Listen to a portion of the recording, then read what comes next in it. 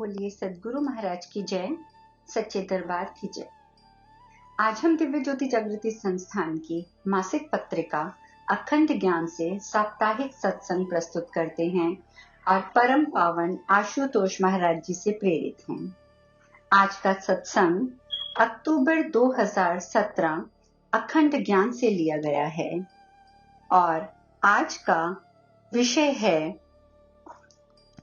तनाव युक्त से तनाव मुक्त होने का सफर।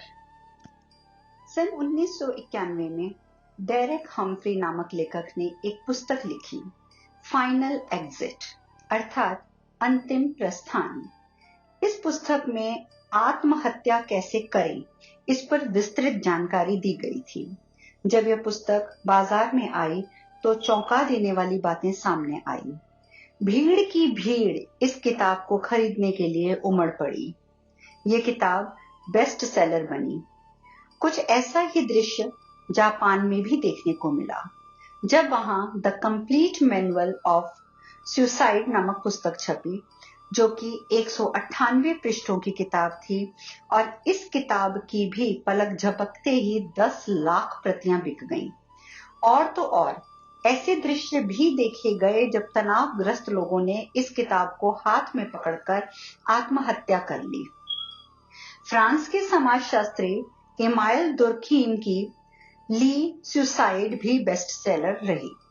निसंदेह ये सभी तथ्य समाज की एक दुखद छवि हमारे सामने रखते हैं। तनाव ने इस हद तक सारे समाज को अपनी गिरफ्त में ले लिया है कि आज इंसान जीवन खत्म करने के तरीकों को जानने के लिए उत्सुक है। आजकल स्ट्रेस मैनेजमेंट अर्थात तनाव से कैसे छुटकारा पाया जाए, इस विषय पर अनेकों वर्कशॉप, सेमिनार, व्याख्यान भी आयोजित किए जा रहे हैं। इनमें तनाव मुक्त होने के लिए बहुत से टिप्स सुझाए जाते हैं, परंतु विडंबना ये है कि इन सब के बावजूद तनाव का ग्राफ तेज गति से आसमान छूता चला जा रहा है। हालात तो ऐसे हो गए हैं कि आज हर व्यक्ति तनाव के किसी न किसी लक्षण से जूझ रहा है। तनाव की बढ़ती समस्या को देखते हुए हमने एक शोध किया। एक ऑनलाइन पोर्टल के जरिए भिन्न भिन्न वर्गों, प्रांतों एवं आयु के लोगों से इस विषय पर वार्तालाप की और पूरी प्रक्रिया से तनाव के कुछ मुख्य कारण उभरकर हमारे सामने आए। हम उन कारणों के समाधान इस लेख में दे रहे हैं। इन समाधानों में आप एक फर्क देख पाएंगे, वह ये कि समाधान व्यवहारिक फलसफे, दार्शनिक विचार या कुछ आसान प्राणायाम तक सीमित नहीं है। ये अध्यात्म आधारित हैं। कारण कि अध्यात्म ही है जिसने आज तक इस संदर्भ में पूर्णतः सफल उदाहरण रखे हैं। जैसे कि हिम्मत हार चुके अर्जुन ने युद्ध भूमि में गांडीव उठा लिया। निराश और उद्विग्न भृतहरि वैराग्य एवं संयम के मार्ग पर बढ़ गए। पिता के देहांत के बाद विषम परिस्थितियों से घिरे होने के बाद भी नरेंद्र ने स्वामी विवेकानंद तक का सफर तय कर लिया। संपूर्ण राज्य का कार्यभार संभालते हुए भी राजा जनक कभी तनाव में नहीं आए। इन सब उदाहरणों में तनाव से मुक्ति पाने का एकमात्र सशक्त माध्यम बना अध्यात्म।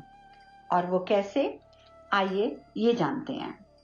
भौतिक विज्ञान के अनुसार स्ट्रेस यानी तनाव को इस प्रकार से परिभाषित किया गया है। Stress is equal to pressure oblique area, अर्थात तनाव किसके बराबर है, दबाव व क्षेत्रफल। अर्थात जितना दबाव बढ़ेगा तनाव का अनुपात उतना ही अधिक होता चला जाएगा। और वहीं यदि क्षेत्र जिस पर दबाव पड़ रहा है यदि वह विस्तृत होगा तो तनाव की मात्रा घटती चली जाएगी।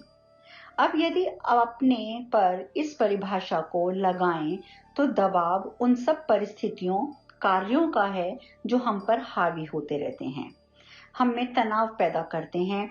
वहीं क्षेत्र का मतलब हुआ कि हम किस स्तर पर खड़े होकर उन परिस्थितियों का सामना कर रहे हैं। अक्सर हम शरीर, मन और बुद्धि के स्तर पर ही ऐसी परिस्थितियों से जूझते हैं, परंतु 24/7 जूझते जूझते अक्सर एक मोड़ ऐसा आता है जब हमारा तन मन बुद्धि सब जवाब दे देते हैं।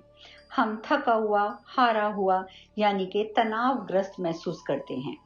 ऐसे में अध्यात्म हमारे सामने एक ठोस समाधान रखता है, आध्यात्मिक स्तर के जागरण का। अध्यात्म का अर्थ होता है आत्मा का अध्ययन, अर्थात आत्मा की साक्षात अनुभूति। अब प्रश्न ये उठता है कि आत्मा की अनुभूति से तनावपूर्ण स्थितियों से जूझने में मदद कैसे मिलती है।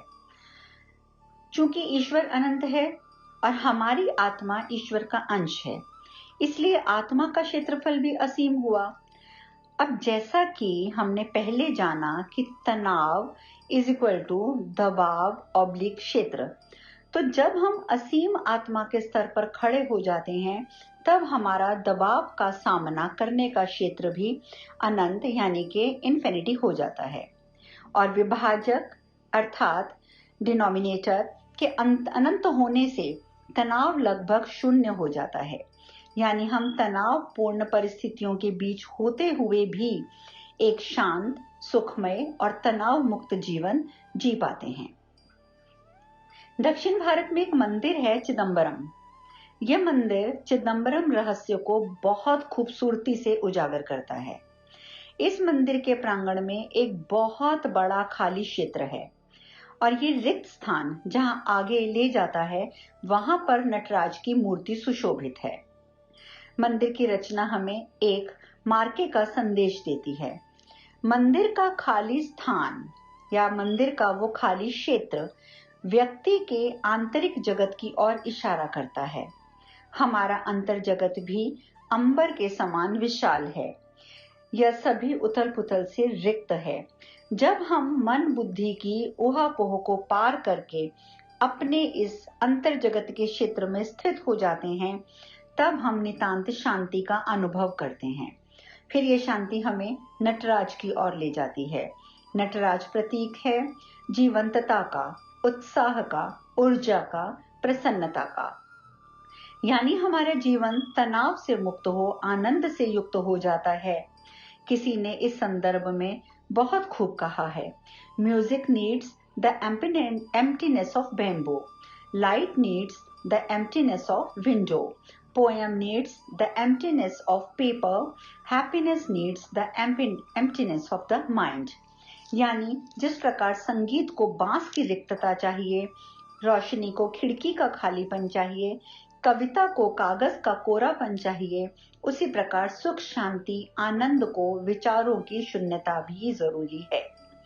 सन 2001 में गुजरात के भुज में भयंकर भूकंप आया था। आप सब जानते ही हैं, पूरा का पूरा क्षेत्र बुरी तरीके से अस्त व्यस्त हो गया था। सामान्य जब जीवन ठप हो गया था तब इजराइल की एक आपदा प्रबंधक टीम, डिजास्टर मैनेजमेंट टीम ने उस क्षेत्र का दौरा किया। वह टीम इससे पहले बहुत से पश्चिमी देशों का भी दौरा कर चुकी थी। उस टीम के नेता ने सारा निरीक्षण करने के बाद एक बात साझा की। वे बोले कि भारत के लोग निसंदेह दुखी और परेशान हैं, परंतु इतनी भयंकर आपदा के बावजूद उनमें तनाव का स्तर उतना नहीं है जितना पश्चिमी देशों में देखा गया। इसका कारण जानने के लिए उन्होंने लोगों से बातचीत की। तब उनमें से अधिकतर का एक ही जवाब था, जैसी भगवान की इच्छा। इस घटना से एक बात बिल्कुल स्पष्ट हो जाती है कि यदि व्यक्ति मात्र ईश्वर को मानकर उसमें विश्वास रखता है तो भी उसमें विषम परिस्थितियों से जूझने की एक अद्भुत शक्ति आ जाती है। फिर यदि वह ईश्वर को जान ले, उसका प्रत्यक्ष साक्षात्कार कर ले, तो उसके तनाव मुक्त होने में कोई संदेह नहीं रह जाता। अब हम बात करते हैं तनाव का पहला कारण क्या है। क्या आपको आसपास के लोगों की बातें, उनकी प्रतिक्रियाएं विचलित करती हैं? क्या इन सब से अंततः आप तनावग्रस्त महसूस करते हैं? इस संदर्भ में हमें लोगों के अलग अलग विचार मिले। लगभग सभी ने इस समस्या से खुद को जूझता हुआ बताया।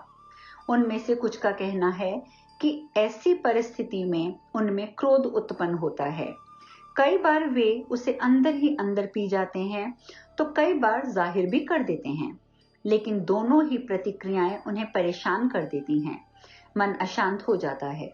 वहीं कुछ लोगों का कहना था कि ऐसे माहौल में उनमें नकारात्मक भाव जन्म ले लेते हैं। यह नकारात्मकता धीरे धीरे उन पर हावी होती चली जाती है और उनके स्वभाव में चिड़चिड़ापन घोल देती है। अंततः ये भी तनाव के दलदल में खुद को कैद पाते हैं। यदि आपके साथ भी कुछ ऐसी ही समस्या है, तो चलिए जानते हैं कि अध्यात्म हमें इस संदर्भ में क्या समाधान देता है। सबसे पहले तो ऐसी परिस्थितियों एवं व्यक्तियों से जो आपको परेशान या विचलित करते हैं, मन में खटास, उद्विग्नता या नकारात्मकता पैदा करते हैं, उनसे दूरी बना लें, यदि ऐसा करना संभव हो तो, क्योंकि ऐसे वातावरण में आपकी ना चाहते हुए भी हानि होती ही है। ठीक वैसे ही जैसे धूम्रपान करने वाले के इर्द गिर्द रहने वाले व्यक्तियों पर बुरा प्रभाव पड़ता है। इसीलिए ऐसे लोगों को टॉक्सिक मनुष्यों की श्रेणी में गिना जाता है। परंतु यदि स्वयं को ऐसे वातावरण से अलग कर पाना संभव ना हो, तो अध्यात्म से पहले जानते हैं मनोविज्ञान इसके लिए क्या समाधान देता है। आजकल वुडू डॉल एक खिलौने की गुड़िया का प्रचलन है। मान लीजिए आपको किसी पर बहुत गुस्सा आ रहा है, आपके अंदर नकारात्मक विचारों का सैलाब उमड़ आया हो। ऐसे में मनोवैज्ञानिक कहते हैं कि वुडू डॉल का प्रयोग करें। इसमें आपको एक गुड़िया के साथ कुछ इस प्रकार की सुइयां दी जाती हैं। सबसे पहले आप उस व्यक्ति का नाम, जिससे आपको बहुत खिन्न मची हुई है, उस गुड़िया पर लिख दें। अब गुस्से की सघनता के अनुसार सुइयों का चयन करें। थोड़े कम गुस्से के लिए नीली सुइयों को लें, जो सिर्फ थोड़ी बहुत चुभन दे देती हैं। गुस्सा यदि बहुत ज्यादा है तो काली सुइयां प्रयोग में लाएं, ये उसे ज्यादा मात्रा में क्षति पहुंचाएंगी। अगर गुस्से की कोई सीमा ही नहीं है तो फिर सीधे लाल सुइयां उसमें घोंप डालें।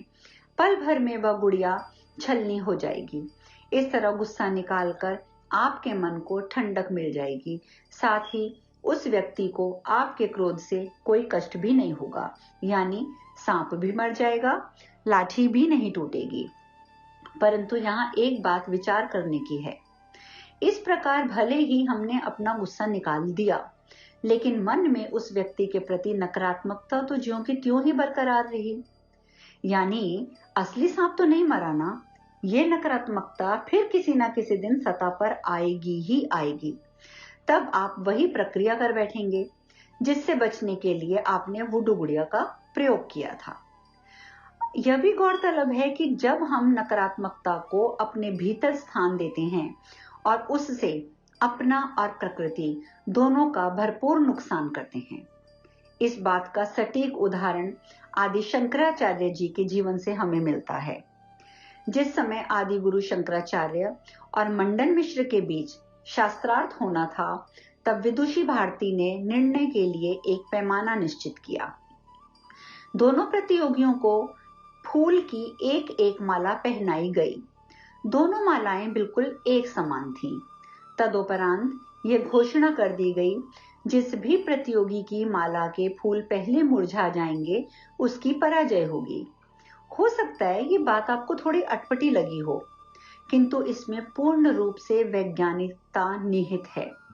भारती इस तथ्य से अवगत थी कि जब व्यक्ति के भीतर क्रोध, ईर्ष्या, नकारात्मकता, तनाव इत्यादि भावनाएं उठती हैं, तब वे उस व्यक्ति एवं आसपास के वातावरण से ऊर्जा, जिंदादिली, उत्साह आदि को सोखती चली जाती हैं। सारांशतः इन भावनाओं से हर प्रकार से हानि ही हानि होती है, अपनी भी और प्रकृति की भी। इसीलिए नकारात्मकता व क्रोध जो तनाव के मुख्य कारण हैं, उनसे बचने का एक ही उपाय है परिष्कृत दृष्टिकोण, यानी ऐसा नजरिया जिससे आप समस्त नकारात्मकता को तिलांजलि दे सकें। इस बात को एक उदाहरण से हम समझने का प्रयास करते हैं।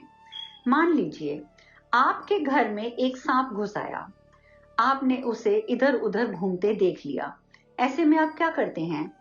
उसके घर के अंदर तो उसे रहने नहीं देते, क्योंकि आप जानते हैं कि उसकी उपस्थिति खतरनाक है। वह आपको या आपके अपनों को डस सकता है।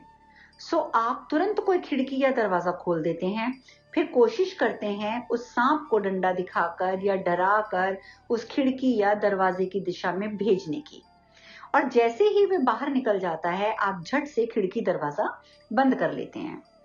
ठीक इसी प्रकार नकारात्मक विचार अथवा भावना सर्प की मानिंद ही है। उसके भीतर रहने से आपको खतरा है, अतः उसे तुरंत मन की खिड़कियां खोलकर बाहर निकाल देना चाहिए, फिर पुनः उसके प्रवेश को निषेध कर देना चाहिए। अब प्रश्न ये उठता है कि ऐसी कौन सी युक्ति है जिससे ये कर पाना वास्तव में संभव हो। इस संदर्भ में वेदों में एक सूत्र लिखा है, चाक्षुषमति विद्या, अर्थात ऐसी विद्या जिससे हम विवेक युक्त चक्षु प्राप्त कर सकें। वैदिक ऋषि हमारा मार्गदर्शन करते हुए ये प्रार्थना रखते हैं, हे भगवान सूर्य, आप मेरे चक्षु में तेज रूप में स्थिर हो जाएं। कहने का भाव है कि आप हमारे दृष्टिकोण में वह विवेक भर दें जिससे हम प्रत्येक परिस्थिति में सही व्यवहार, आचरण व कर्म कर सकें। अध्यात्म अर्थात आत्मा की जागृति हमें यही विवेक की दृष्टि प्रदान करती है, ठीक जैसे श्री कृष्ण ने तनावग्रस्त अर्जुन को प्रदान की थी।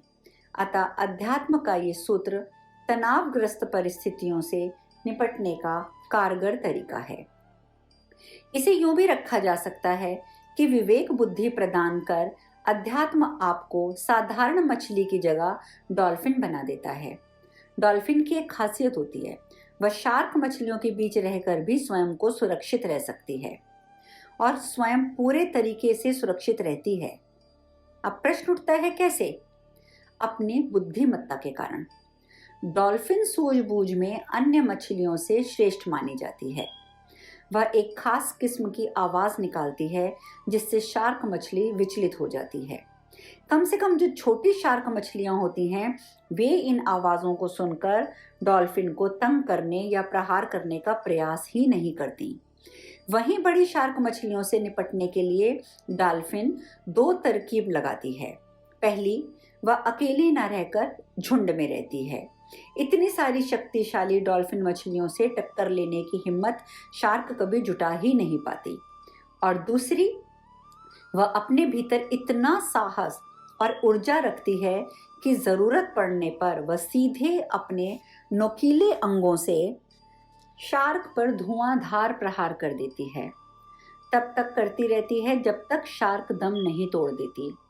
तभी तो डॉल्फिन को समुद्र तैराकी साइन ऑफ गुड लक यानी के शुभ संकेत के रूप में देखते हैं, क्योंकि उन्हें ये ठाठस बन जाता है कि अगर कोई शार्क उन पर हमला करेगी तो डॉल्फिन उन्हें बचा लेगी। ठीक उसी प्रकार आध्यात्मिक जागृति के बाद आपके भीतर भी न केवल सकारात्मकता एवं विवेकपूर्ण विचार एकजुट होने लगते हैं, अपितु आप में ऐसी आंतरिक ऊर्जा और साहस की भी उत्पन्न होता है जिससे आप तनावग्रस्त परिस्थितियों के सामने घुटने नहीं टेकते, बल्कि उन नकारात्मक पहलुओं को समझदारी से खत्म करने की क्षमता रखते हैं।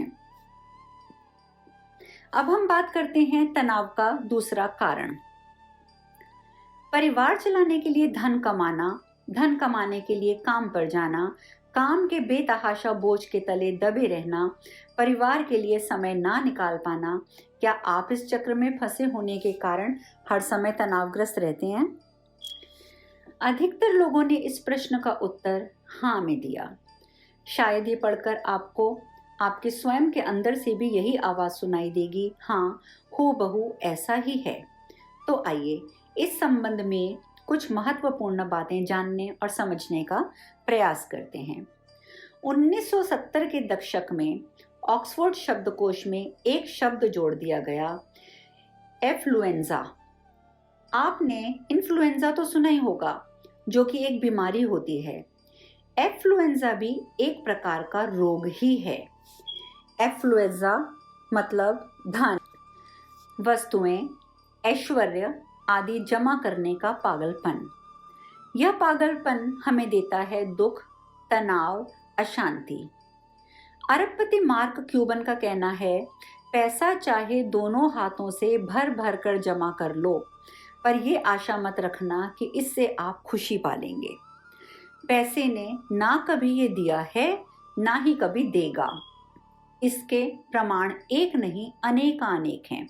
इसकी एक छोटी सी झलक आपको समय समय पर छपी इन सुर्खियों से तो मिल ही जाती है। ऑस्ट्रेलिया के कार्ल रोबेदार ने अपनी 3 मिलियन पाउंड की संपत्ति बांट दी, क्योंकि इतने अधिक धन से उसका जीवन अशांत और दुखी बन गया था। कार्नवेल फॉन्स फॉर यू के संस्थापक ये 2 बिलियन पाउंड की संपत्ति के मालिक हैं।